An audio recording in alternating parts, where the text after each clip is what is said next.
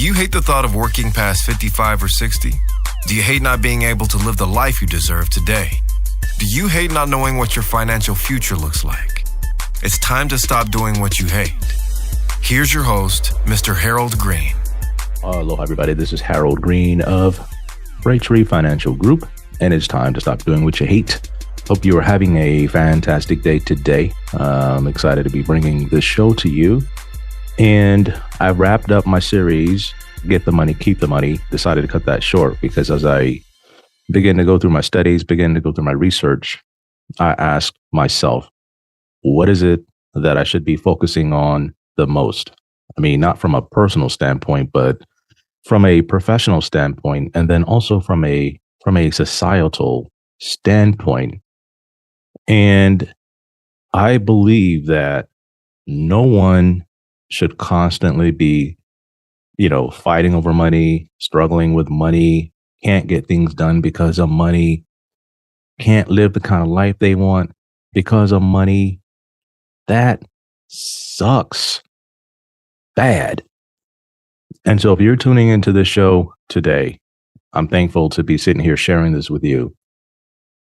But if you want to be in the 3% of people in this country who can retire with everything that they're going to need to last them their entire lives, and then turn around and be a blessing to their children, their grandchildren, we are talking about generational wealth, then the show is for you. But if you don't mind being in the 97%, fighting over money all the time, struggling all the time, can't get things done, shut me down right now, please. Shut it down right now. Because quite frankly, as my mama used to say, it's time out for foolishness. It's time out. It's time, we got to shut it down. And so I'm going to get into a strategy here or something that I think is very important, something that bothers a lot of people. It's the Social Security thing, and I'll get into that in a second. But I always like talking about my week a little bit, giving you folks a sneak peek into my life. And I hired a PGA Tour professional or, PGA professional, whatever you want to call them. Some guys, they do train people that are pros, but, I don't think my guys train any pros, but it's pretty decent from what I can tell. Diagnosed my issues day one. Could see what I was doing wrong, put me on the camera, did a deep dive into my mechanics, because I'm not a little guy that weighs 100 and something pounds. I'm a pretty big dude. And so it's different techniques for people that are different body sizes and also may have different physical limitations and things like that. And I think financial planning is the same way. We all can't go into a cookie cutter program and then expect it to work out. But you do need to have somebody looking at what you're doing and then giving you tips and pointers. And, once you get the hang of it, you can go out there and fly by yourself, right? You don't need to always have somebody with you. I think it's a good idea that you do, because even PGA Tour professionals, they have their coaches because things can get a little out of whack. You may tweak your knee, then your swing looks a little different. You got to have somebody evaluating what you're doing. So I want to get into today's show, strategies for Social Security. And this information will help you get to the 3%. So are you ready? 1, 2, 3, let's get it. All right. Strategies for Social Security. I do a lot of research. And one of the craziest things I came across a while back was the silly thing with property taxes. And after COVID happened, a lot of states were shut down. They lost gazillions of dollars in revenue. They got billions of dollars in revenue, but that didn't solve the problem. They killed the momentum of their money-making machines. They kept away the tourists because they were all scared that people were going to get sick and die. It's not safe yet. It's not safe yet. And now the more we know, the worse it looks. And here's something that you got to be aware of in your retirement planning. And this is the most overlooked issue that I've seen. There are some city, county, state municipalities that are hemorrhaging tax revenue, right? Hemorrhaging. They don't have enough money. I talked about this before, the unfunded pension disaster, where everybody who's sitting there thinking they're going to get a check at the end of the day may find out that, hey, look, our government here in this state is a little bit short. I've seen an increase in certain types of other taxes and fees, which will make living in those states in the future impossible for retirees or people on fixed incomes. A lot of people have paid off their homes to the detriment of long-term cash reserves. And now their Social Security, their pensions, the other benefits are not enough to help them cover all their living expenses, including their property taxes. This happens when you're myopic in your planning or you miscalculate. And that is very common in the people that are in the 97%. They're constantly they're constantly miscalculating. They're constantly saying, well, I didn't think about that. Well, I didn't think about this. Quite frankly, it's like landing on the moon. When people start planning for retirement, it's so far away, and the slightest miscalculation can be disastrous. You can end up blowing up your spaceship trying to land it, right? You can end up blowing up your financial plan and blowing up your retirement, just trying to stake the landing and get it right. I've seen it happen a lot with a 97%. Okay. Now, I got a couple of warnings I'm going to put out there for you today. Do not pay off your house without knowing if there's a great potential that your property taxes will go through the roof due to the mismanagement of these municipalities. Understand it. If you live in a state, you bought your house, I don't know, 40 years ago at, say 100,000 and now it's worth $3.4 million. I've seen that, right? I've seen that. The taxes on these places are just freaking darn right impossible to pay, right? These people bought this stuff a long time ago, and now they're older, and their money is not keeping up with the taxes. Their pensions are not keeping up with the taxes. The Social Security is not keeping up with the taxes, and they don't have the long-term cash reserves. They didn't invest in the market. They didn't buy additional real estate properties for income. They trusted in what they were told, and now they're getting screwed. And I'm talking about primarily in the states that are driving their people away due to their ideologies. Right. What they fail to realize is people are now willing to pick up and leave for greener pastures.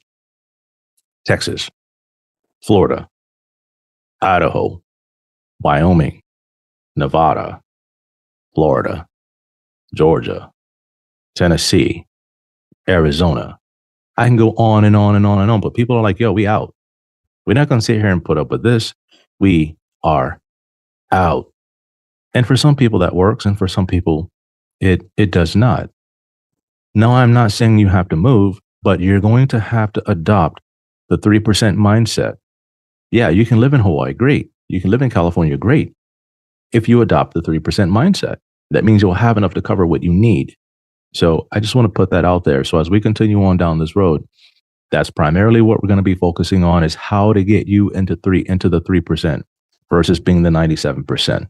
All right. Now, here's the thing. For a lot of these places, their tax base is shrinking. And this is what I want to put out there. So if you live in a state where the tax base is shrinking because people are willing to move, you got to watch out for that. Now, what you're going to find is that the people that are living there are either rich or poor. And the rich people can afford to have a house there. Why? Because they can afford to have houses everywhere if they want. But the people that are left there, right, they're the ones that are going to be stuck. And what you're going to find is you're going to see sales taxes are going to go higher in these states. Property taxes are going to go higher. Car registrations are going to go higher. These little simple things can end up costing you $10,000 to $15,000 a year, depending on where you live. And that's one thing you got to watch out for. And the middle class in a lot of these places, they're selling everything and they're burning the bridges because they're not going back. All right. Now, before I get into the meat of this subject, I want to talk about another warning. And this is very important. I find this always, it strangles people and it keeps them in a 97%. Avoid single subject financial strategies unless they can be integrated into a holistic financial plan. I'll come in and someone says, hey, I'm a part of this movement. All right. Hey, I'm a part of that movement. Hey, I'm a part of this movement. Hey, I'm a part of that movement. And I'll get into it in a second, but watch out for Social Security seminars. And I've had people that are not even, I wouldn't say, I don't know, maybe they are like 3 or 4 years out from being able to collect Social Security at 62. And they'll call me and say, hey, why are you not talking to me about Social Security? And I'm like, is it time for you to start drawing Social Security? No, but I went to this seminar and they said that you ought to be teaching me about Social Security. And I said, they who? Who the hell are they? They're the reason why many people are in the 97%, because they are single subject money ideologies. Single subject, right? Single subject. They're just myopic. And I said, look, I got you covered. As a matter of fact, you got so much money, you're not even going to need Social Security. We have set you up. Social Security is the last thing we're going to talk about. And I told them, I said, don't you trust that when the time is right, I'm going to tell you everything you need to know? I said, these people are just trying to sell you something else, right? And they're trying to like separate me from you and you from me. And then they get you over there, and next thing you know, they're moving all your money into an annuity or something. I mean, it is insane the crap that I've seen people do and the things that they use just to like drive a wedge. And then boom, they start to cast doubt. They start to cast fears. Like, what are you being charged? You know, if you just put your money in annuity, this and that, like, okay, I've seen it. I've seen it time and time again, right? Why are you taking those risks? I've seen it time and time again. Property taxes haven't been factored in. You can't only pull out so much from your annuity. You're on a fixed income at that point. And the only thing I can say is good luck with that, buddy. Good luck with that. But my clients, for the most part, are pretty cool because they'll come and tell me what they're hearing, right? And I'll say, you know what? Try to stay away from these things because we have a holistic financial plan. You don't need to worry about it. Next thing, we look at money hiding strategies, tax evasion strategies. There's all these different things out there that draw you in, hook you in. Boom. Next thing you know, you're being chopped up like sashimi, like they got you, and that's it. And here's one of the things I found is that they're willing to teach you how to get started, but not keep it going. And I've talked to other people about this stuff, and it's like, yo, like, how do you make sure that your clients are not going to run out of money? Like, how do you make sure that they can keep this stuff going that you're trying to like show them how to do?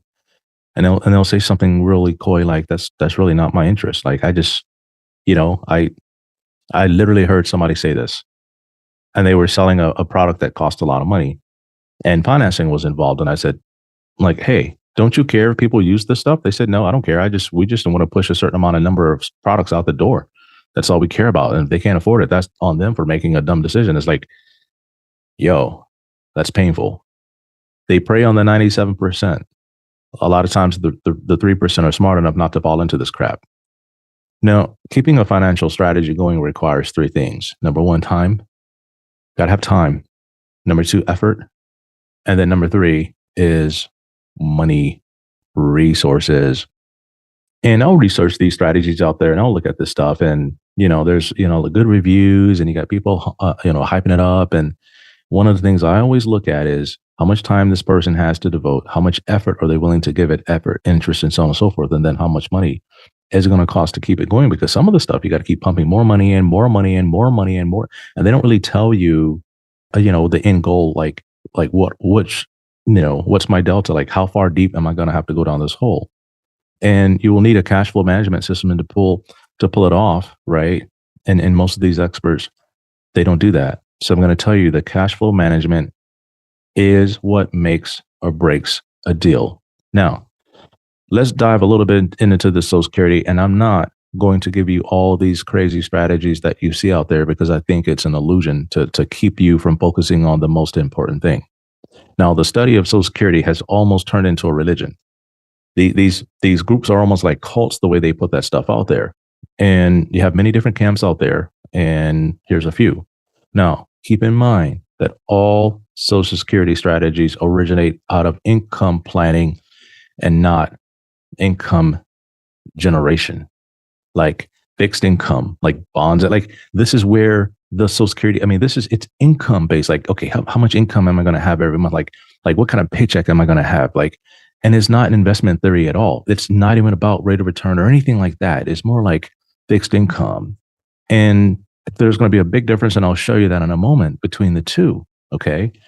So you can take Social Security at 62. You can take it at your full retirement age, which could be 66 and a third or whatever.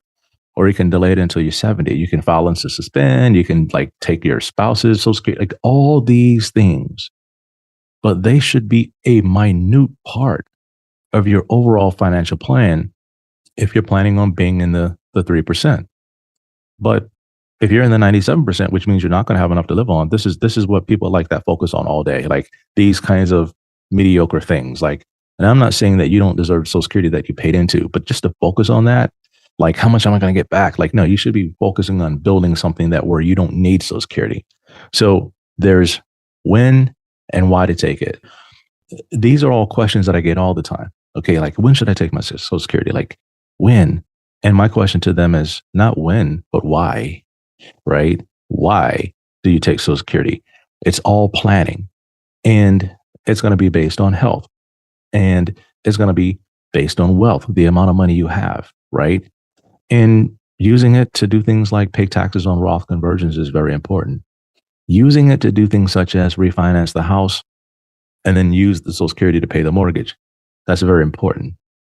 And you can also use it to fund a brokerage account.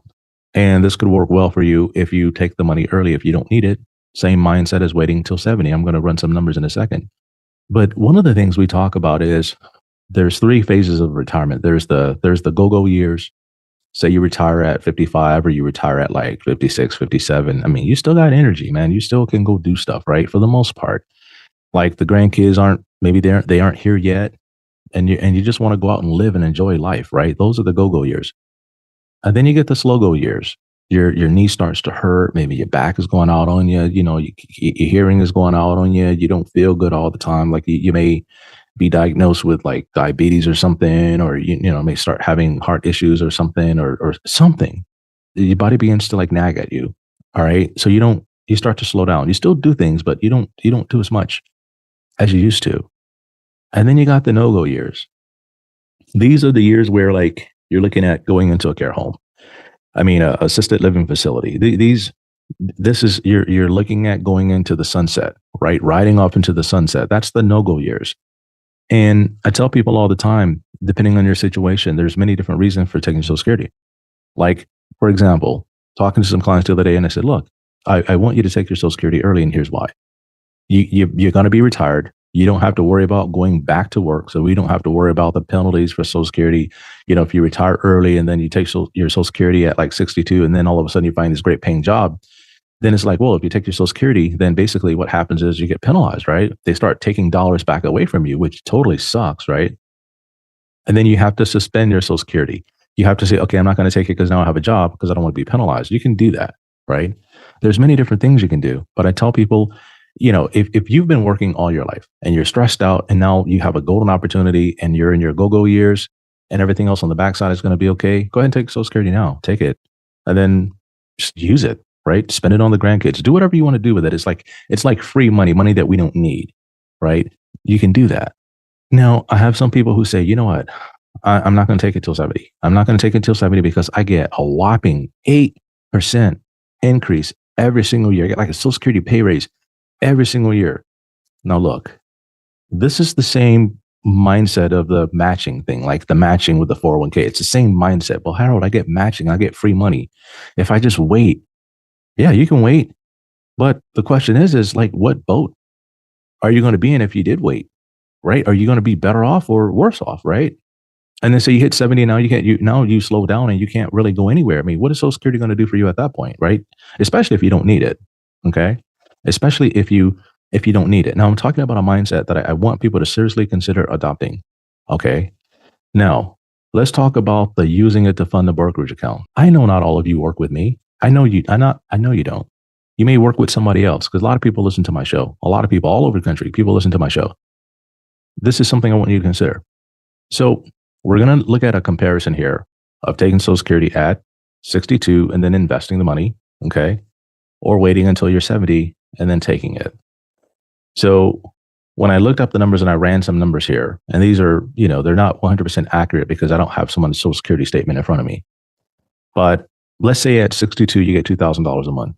Okay. You start at 62, you get $2,000 a month. That's 24 a year. But then at, say, if you waited till 66, then it's like $3,000 a month. Right. And then if you waited till 67, it's like $3,200 a month. If you waited till 68, it goes up to like $3,400 a month. At 69, it's like $3,700 a month.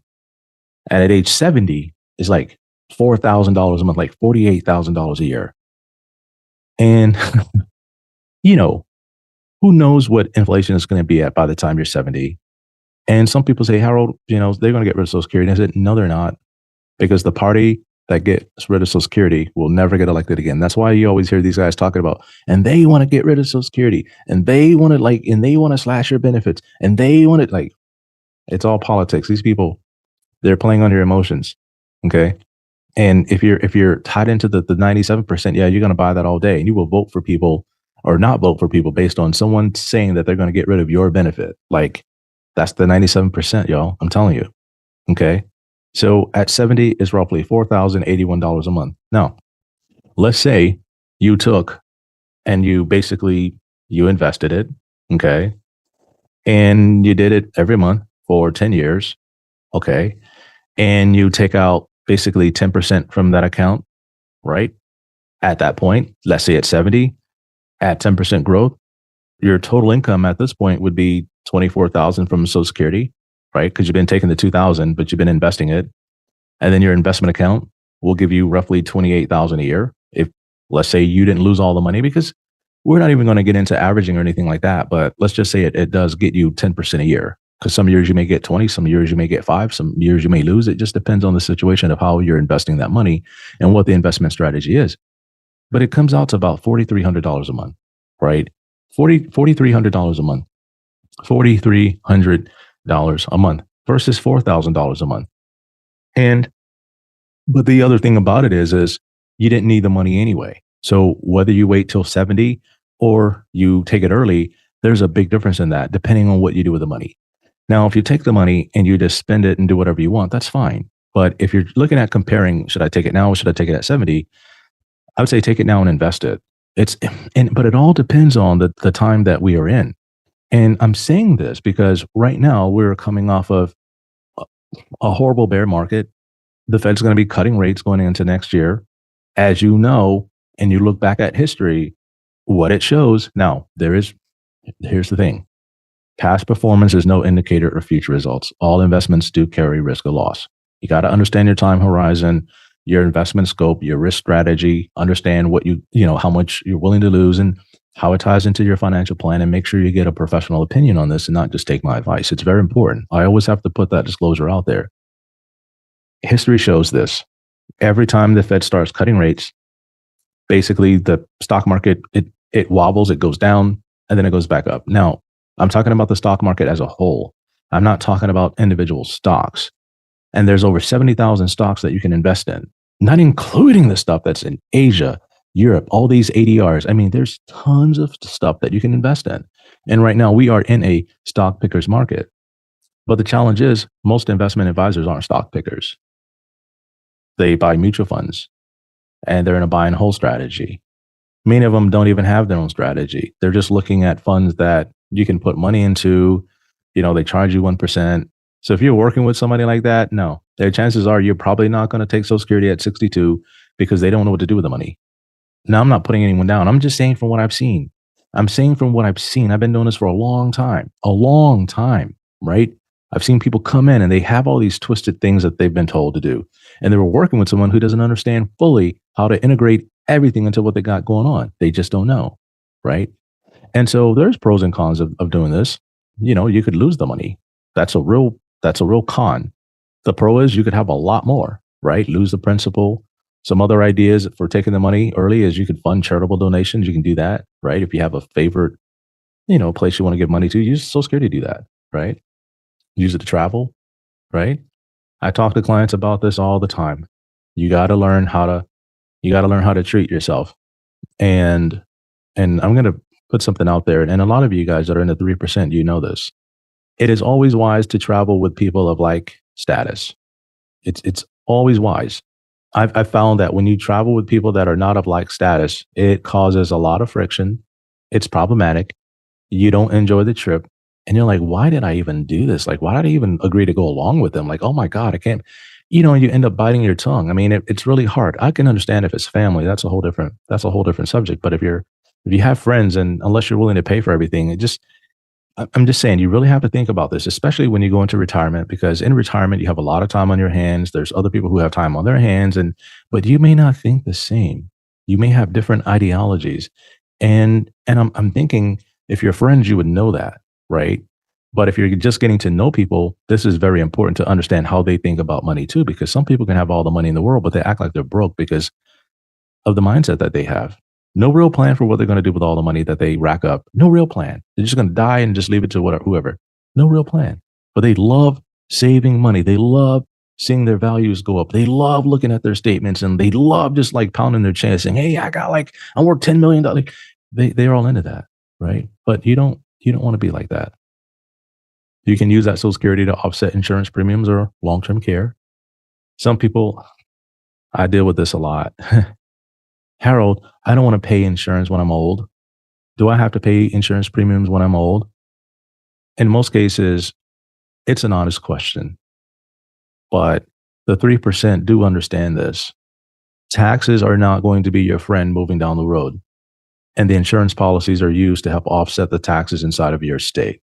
If you're looking at money that you're not going to need anyway, this is how you end up creating generational wealth and not just having enough for yourself. You multiply that wealth through reducing your taxes in your state by using the investment returns to pay the premiums on the life insurance, especially if it's money that you're not going to use anyway.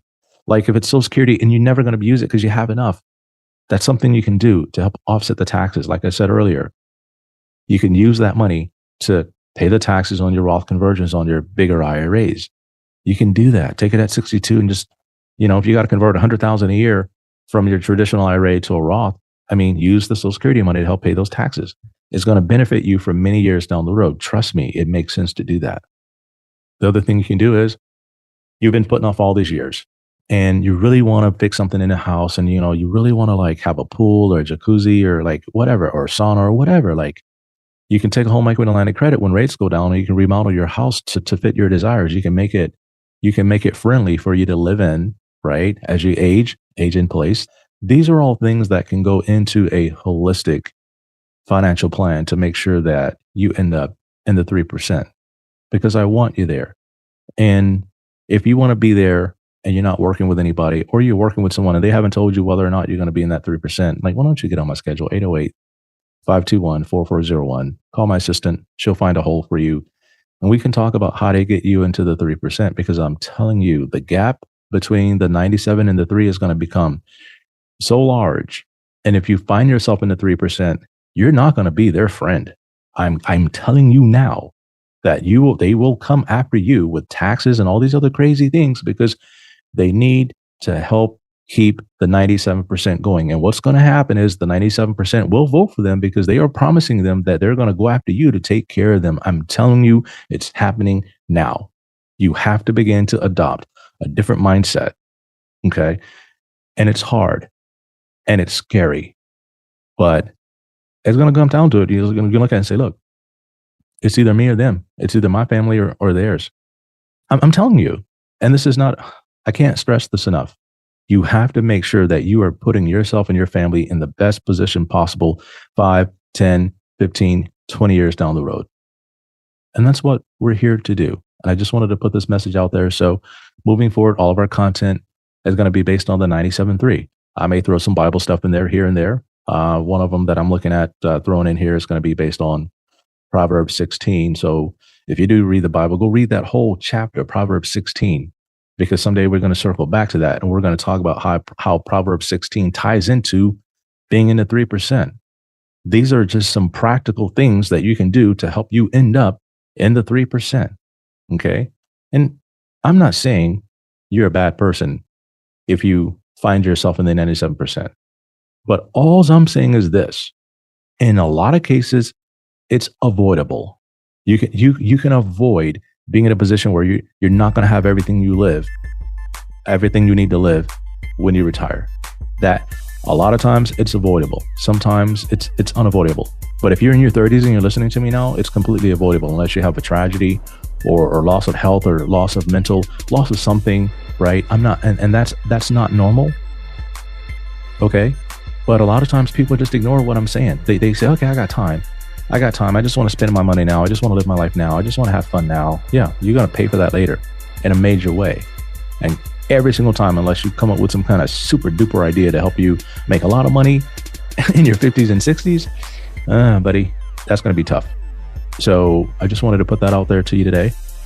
And I pray that it's helping you, and I pray that it helps set you in motion to really, want to get better, want to raise the bar and achieve more. And because it's not only for yourself, it's going to be for your family, and it's going to be for others, because the better off you are, the better off society will be. And I'll just leave it at that. So thank you very much for tuning in. Until next time, everybody, 1, 2, 3, let's get it. This is the podcastfactory.com.